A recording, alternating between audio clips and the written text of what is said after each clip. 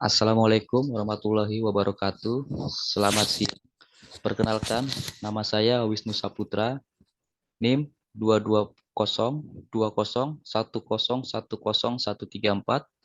Prodi Manajemen, kelas MJ104, mata kuliah Ekonomi Mikro, dosen Bapak Joko Suryanto, SEMM.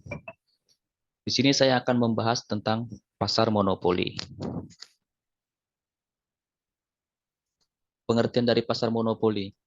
Pasar monopoli adalah keadaan di mana hanya ada satu penjual di dalam pasar dan tidak memiliki kompetitor. Biasanya produk atau jasa yang dimonopoli merupakan kebutuhan yang banyak dibutuhkan masyarakat. Pasar monopoli merupakan tempat di mana hanya ada satu produsen yang menyediakan produk untuk konsumen. Dengan begitu, produsen atau penjual dapat menentukan harga seperti menaikkan atau menurunkan dengan memperhitungkan jumlah barang. Kata monopoli sendiri berasal dari bahasa Yunani, monos berarti satu dan polein berarti menjual. Adapun ciri dari pasar monopoli. Yang pertama, industri satu perusahaan di mana diketahui bahwa hanya ada satu perusahaan di pasar ini. Barang atau jasa yang ditawarkan tidak bisa diproduksi oleh perusahaan lain. Dengan demikian, para pembeli tidak punya pilihan lain untuk menggunakan barang atau jasa yang diproduksi perusahaan tersebut. Yang kedua, barang atau jasa tak punya pengganti. Barang atau jasa yang diproduksi oleh perusahaan monopoli tidak dapat digantikan oleh barang lain yang ada dalam pasar. Barang juga tidak bisa digantikan oleh barang yang mirip atau close substitute. Yang ketiga, sulit masuk ke industri. Perusahaan tak bisa sembarangan untuk masuk ke dalam industri monopoli. Ada beberapa bentuk hambatan untuk masuk ke dalam pasar, mulai dari yang bersifat legal atau biasanya berhubungan dengan pemerintah hingga finansial. Yang keempat, dapat mempengaruhi penentuan harga. Karena hanya ada satu perusahaan di pasar ini, maka perusahaan tersebut dapat menguasai penentuan harga. Tak heran jika kemudian perusahaan monopoli disebut juga sebagai penentu harga. Kemudian yang kelima, tak perlu promosi iklan. Tidak seperti perusahaan lainnya, perusahaan monopoli tidak terlalu perlu mempromosikan barang atau jasa yang dijualnya. Betapa tidak, saat dibutuhkan, pembeli tidak punya pilihan lain selain menggunakan produk perusahaan yang bersangkutan. Bagi perusahaan monopoli, iklan dibutuhkan hanya untuk memelihara hubungan baik dengan masyarakat, bukan untuk menarik pembeli atau meningkatkan penjualan.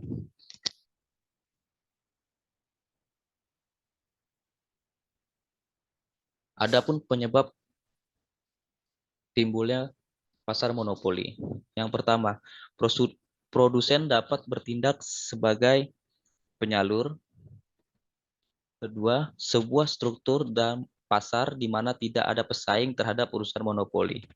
Kemudian yang ketiga, perusahaan bertindak sebagai price setter atau dengan menentukan harga keluaran output yang akan diproduksi oleh perusahaan dalam waktu tertentu.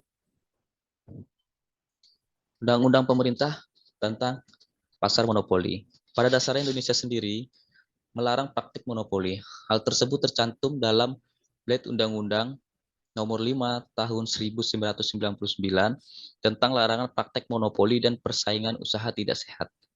Meskipun demikian, ada beberapa praktik monopoli yang diizinkan oleh undang-undang.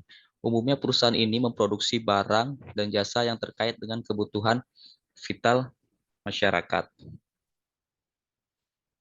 Adapun contoh pasar monopoli di Indonesia. Yang pertama, PT Perusahaan Listrik Negara atau PLN sebagai penyedia listrik. Kedua, Perusahaan Daerah Air Minum atau PDAM sebagai penyedia air bersih. Yang ketiga, PT Pertamina sebagai penyedia bahan bakar. Keempat, PT Kereta Api Indonesia atau KAI sebagai penyedia layanan transportasi kereta api. Kelima, PT Pindad sebagai produsen alat utama sistem senjata atau alutsista.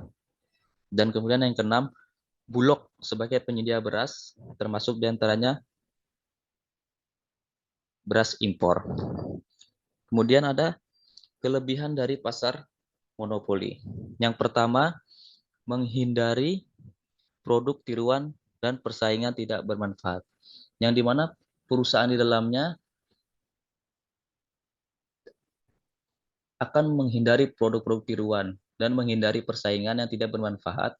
Banyak perusahaan yang bersaing nantinya dapat menimbulkan pemborosan terutama pada bahan baku yang langka. Yang kedua, menimbulkan skala ekonomi yang menurunkan biaya produksi, di mana biasanya perusahaan besar ada di dalam sehingga dapat menikmati skala yang ekonomis sehingga bisa menurunkan biaya produksi, sehingga kesejahteraan pegawai dan masyarakat menjadi tinggi. Tiga, terjaganya kesinambungan stabilitas perusahaan. Yang keempat, mendorong pengguna mesin berteknologi tinggi, di mana adanya sistem monopoli dapat memungkinkan untuk membeli dan menggunakan mesin canggih dan baru untuk memproduksi banyak barang dalam waktu tertentu. Yang kelima, mendorong kinerja Departemen Pengembangan dan Penelitian.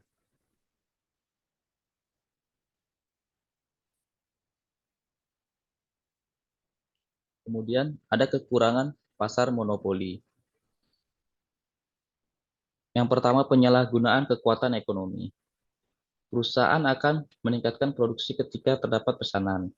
Kemudian menetapkan harga yang tinggi dan tidak menambah jumlah produksi barang. Adanya pelecehan terhadap Yang kedua, adanya pelecehan terhadap posisi konsumen. Para konsumen dalam setiap sistem monopoli ini terpaksa harus lemah dan menerima produk apapun dari produsen. Yang ketiga, adanya kesenjangan dalam pembagian pendapatan. Perbedaan dalam setiap pembagian pendapatan, perusahaan dalam sistem ini akan mendapatkan hasil besar dan waktu singkat maupun lama, sehingga pada pasar persaingan sempurna akan mendapatkan hasil normal dalam waktu yang lama. Yang keempat, tidak ada persaingan, sehingga menyebabkan produk barang mengalami penurunan kualitas dan kuantitas. Yang kelima, mengurangi kesejahteraan. Para konsumen harus membayar biaya dengan harga untuk mendapatkan sehingga menurunkan kesejahteraannya. Kemudian ada peran pemerintah dalam pasar monopoli. Yang pertama, mencegah timbulnya monopoli. Yang kedua, pemberian izin pada perusahaan baru. Tiga, menambah penawaran dalam negeri dengan cara impor. Empat, menetapkan harga eceran tertinggi. Lima, menetapkan pajak progresif atau dasar besar kecilnya pangsa pasar yang dimiliki oleh suatu perusahaan. Adapun tujuan campur tangan pemerintah dalam pasar monopoli. Yang pertama, mengurangi eksternalitas yang merugikan. Yang kedua, menyediakan barang publik yang mencukupi. Ketiga, mengawasi kegiatan perusahaan agar tidak menjadi pasar monopoli yang merugikan perekonomian. Kemudian yang keempat, menjamin terhindarnya penindasan dan tidak keseimbangannya dalam masyarakat. Yang kelima, memastikan pertumbuhan ekonomi tumbuh dengan efisien. Terima kasih. Sekian dari saya.